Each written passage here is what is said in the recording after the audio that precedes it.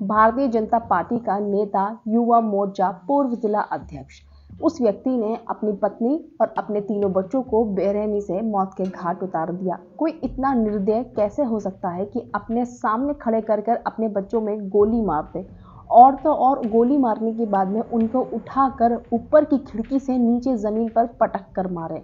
और भी बहुत से ऐसे इल्ज़ाम हैं कि उसने अपने परिवार को भी जहर देके मार दिया था। दोनों बहनें रोती बिलखती ये कहती हुई नजर आईं कि माँ का शराब लग गया इसको। ऐसा क्या है पूरी कहानी कि इस व्यक्ति ने इतने बड़े अपराध को अंजाम दिया, अपने घर के चिरागों को हमेशा के लिए बुझा दिया। हेलो, गुड इवनिंग, मैं हूं नशरा मिर्ज़ा और ये जो सच्ची घटना है वो है उत्तर प्रदेश का ज़िला सहारनपुर की। कहानी शुरू होती है सन 2006 में उत्तर प्रदेश का ज़िला सहारनपुर और सहारनपुर का एक गांव गघो और उसी का एक इलाका सागाठेड़ा, वहीं का रहने वाला योगेश रोहिला, जिसके घर में 5 बहनें थीं और उसके माता पिता। योगेश के पिता का नाम रमेश रोहिला और माता का नाम बेला रोहिला। सन 2006 में ही योगेश की शादी हो गई थी। उसकी पत्नी का नाम रेखा था। एक दिन क्या होता है कि जो उसके पिता थे योगेश के, उनसे उसका थोड़ा कुछ विवाद हो जाता है बहन की शादी को लेकर। दोनों के बीच में कुछ बहसबाजी हो जाती है और फिर एक दिन आता है 21 नवंबर सन 2007। जो इसकी पत्नी थी रेखा, वो अपने घर पर गई हुई थी और जो इसकी बहनें थी वो घर पर थी। एक छोटी बहन की इसकी तबीयत ख़राब थी और तबीयत ख़राब होने के चलते वो कुछ खा पी नहीं रही थी। एकदम से क्या होता है कि माँ बापों की और 3 बड़ी बहनें जो थीं उनकी तबीयत बिगड़ जाती है और जब उनकी तबीयत इतनी ज़्यादा बिगड़ जाती है एकदम से पाँचों की, कि उन्हें हॉस्पिटल लेकर भागा जाता है। और जैसे हॉस्पिटल उन्हें लेकर जा रहे थे, रास्ते में ही उन सबकी मौत हो जाती है। 21 नवंबर सन 2007 को एक साथ योगेश के घर में 5 मौतें होती हैं, दोनों माँ बाप और 2 बहनें। जिसके बाद में घर में और गांव में एकदम कोहराम सा मच जाता है कि एक साथ 5 मौतें एक ही घर में, एक साथ 5 चिताएं जलेंगी। जिसके बाद उन्हें लेकर आया जाता है गांव और गांव में खूब एकदम सन्नाटा सा छा जाता है और सब यही चर्चा करने लग जाते हैं कि ऐसा कैसे हो सकता है, एक साथ 5 लोग एक ही घर के ख़त्म हो गए। और जो दोनों छोटी बहनें होती हैं उनका रो रो कर बुरा हाल हो जाता है। तो क्या होता है, फिर वहाँ पर उनकी चिता की तैयारी होती है और उनको चिता पर लिटा दिया जाता है। जिसके बाद में गांव में से ही किसी ने पुलिस को इत्तला कर दी थी इस चीज़ की कि एकदम से ही बिल्कुल हंसता खेलता परिवार था, बिल्कुल सब ठीक है, एकदम तबीयत बिगड़ी और 5 लोगों की घर के मौत हो चुकी है। जिसके बाद में पुलिस वहाँ पर पहुँचती है और पुलिस कोशिश करती है छानबीन करने की और डेड बॉडीज़ को रोकती है जलाने से कि अभी इनका चिता को दाग न दिया जाए, अभी इनका पोस्टमार्टम होगा। जिसमें बताया जाता है जो ये योगेश है वो पुलिस से लड़ाई करता है और उसके साथ के और भी लोग थे, इस चीज़ का वो बिल्कुल विरोध करता है। वो नहीं चाहता था कि पोस्टमार्टम हो या कुछ भी हो, क्योंकि चिता पर जो उनकी आरती थी वो रख चुकी थी। जिसके बाद में पुलिस में और योगेश और उसके कुछ जो उसके साथ के लोग थे उनमें बहुत बहसबाजी होती है। पुलिस को शक था कि योगेश ने ही अपने परिवार वालों को कोई जहरीला पदार्थ देकर उनकी हत्या कर दी है, क्योंकि एकदम से 5 लोग घर के मेंबर कैसे तबीयत खराब हो सकती है और कैसे एकदम से मर सकते हैं। लेकिन योगेश इस चीज़ को मानने को तैयार ही नहीं था और उसने उल्टा पुलिस पर ही पत्थरबाजी कर दी थी। जिसके बाद पुलिस ने 38 लोगों पर मुकदमा दर्ज किया था। ऐसे ही केस चलता रहा था। एक दिन जो कोर्ट था उसने उसको क्लीन चिट दे दी थी योगेश को, क्योंकि कोई भी पुख्ता सबूत नहीं मिला था कि उसने अपने परिवार वालों को जहर दिया है। जिसके बाद में क्या होता है, सन 2009 में जो पत्नी थी रेखा, उसकी भी मौत हो जाती है योगेश की। और फिर ऐसे ही वक्त बीतता रहता है। सन 2012 में दोबारा से योगेश की शादी होती है कैराना की रहने वाली लड़की जिसका नाम था नेहा, और दोनों की शादी खुशहाल चलती रहती है। वक्त बीतता रहता है और इनके 3 बच्चे होते हैं। पहली बेटी जिसका नाम था श्रद्धा और उसकी उम्र सन 2025 के हिसाब से 11 साल की, दूसरा बेटा देवांश जिसकी उम्र 6 साल की और तीसरा बेटा शिवांश जिसकी उम्र 5 साल की। और वैसे ही वक्त बीतता जा रहा था। वक्त बीतते बीतते क्या होता है, एक दिन सन 2025 20 और 21 मार्च की बात होगी, योगेश और नेहा में लड़ाई होती है। दोनों में इतना विवाद बढ़ जाता है कि जो योगेश था वो नेहा को बाहर ले आता है, उसके बदतमीजी करता है, उस पर हाथ वगैरह भी उठा देता है। जिसके बाद में नेहा गिड़गिड़ाती है और कहती है घर के अंदर चलो, सब लोग देख रहे हैं, तुम पर भी उंगलियां उठाएंगे और मेरा भी मजाक बनेगा।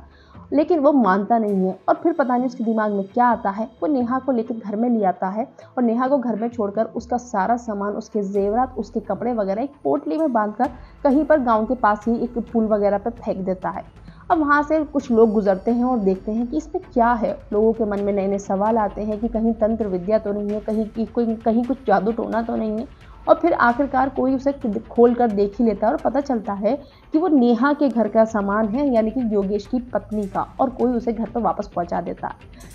फिर आता है 22 मार्च का दिन और नेहा सुबह सुबह अपने घर में कोई गीत गुनगुना रही थी, जैसे कि मैं शाम की दीवानी हुई, इस तरीके से, और अपना काम करती हुई घूम रही थी, जिसे योगेश सुनता है और कहता है कि इसे गाना बंद करो, मेरा दिमाग खराब हो जाता है जब तुम ये गाना शुरू करती हो।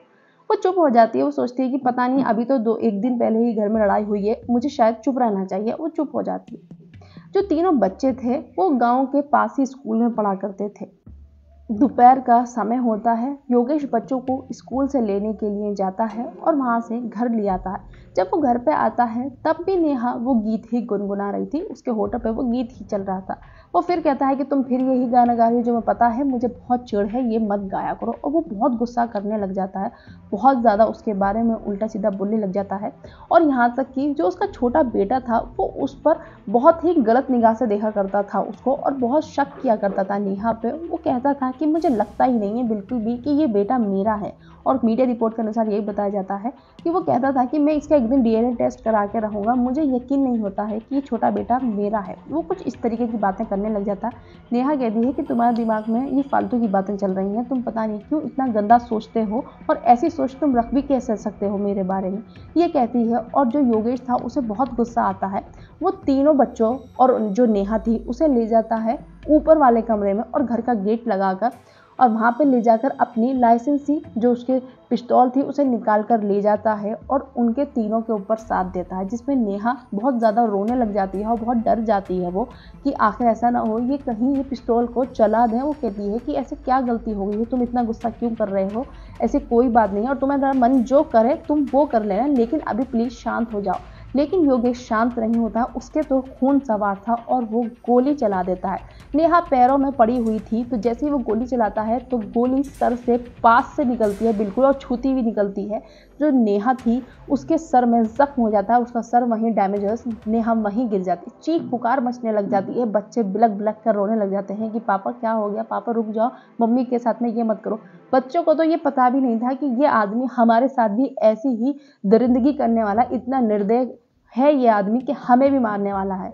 जब चीख पुकार होती है तो आस पड़ोस में आवाज़ जाती है, तो चचेरा भाई अक्षय दौड़कर आता है घर में और इतनी कोशिश करता है बचाने की, लेकिन योगेश एक नहीं सुनता है किसी की भी, और सबसे पहले फिर अपनी बड़ी बेटी के गोली मारता है और वो तुरंत ख़त्म हो जाती है, गिर जाती है, और उसको खिड़की खोलकर ऊपर से ही फेंक देता है। जिसके बाद में बड़े बेटे की गोली मारता है, छोटे बेटे की गोली मारता है, और फिर खुद ही पुलिस को इत्तला देता है कि मैंने अपनी पत्नी और अपने बच्चों का कत्ल कर दिया है और तुम टाइम पर यहाँ नहीं पहुँचे तो मैं खुद को भी गोली मार लूँगा।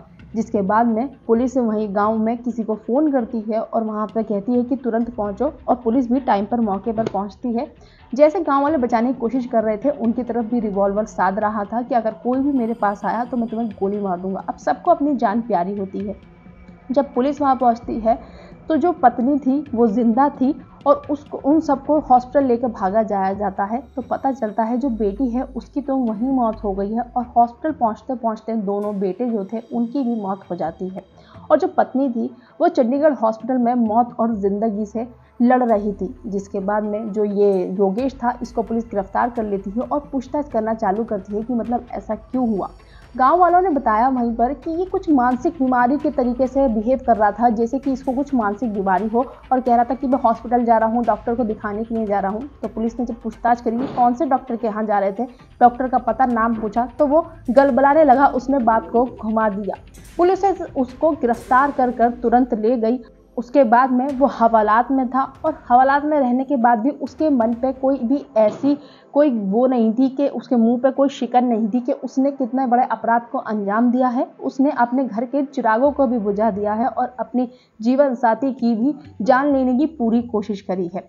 जिसके बाद में अब जो बच्चों का बॉडी थी वो वहाँ से गांव लेकर आई जाती है और गांव में कोहराम मच जाता है, सन्नाटा सा मच जाता है कि क्योंकि एक बीजेपी नेता ने अपने बच्चों को और अपनी पत्नी का कत्ल करने की पूरी कोशिश करी, जिसमें बच्चों की जान चली गई। और जो बच्चों की जो बुआ थी दोनों, वो ही उनका अंतिम संस्कार कराती हैं तीनों बच्चों का अर्थी पर, और बिलख बिलख कर रो रही थी और कह रही थी कि ये माँ का शराप लगा है इसे। जब माँ तड़प रही थी, जिस टाइम पर माँ का दम निकल रहा था, तो माँ ने इसको शराप दिया था कि इस हवेली में तू अकेला ही रहेगा, अकेला ही सड़ेगा, तुझे कोई पानी देने वाला भी नहीं होगा।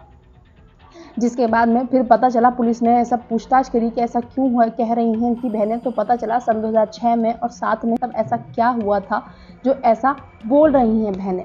और फिर जो चंडीगढ़ में इसकी पत्नी नेहा मौत और ज़िंदगी से लड़ रही थी, उन्होंने भी दम तोड़ दिया 24 मार्च को, उन्होंने भी अपनी ज़िंदगी खो दी।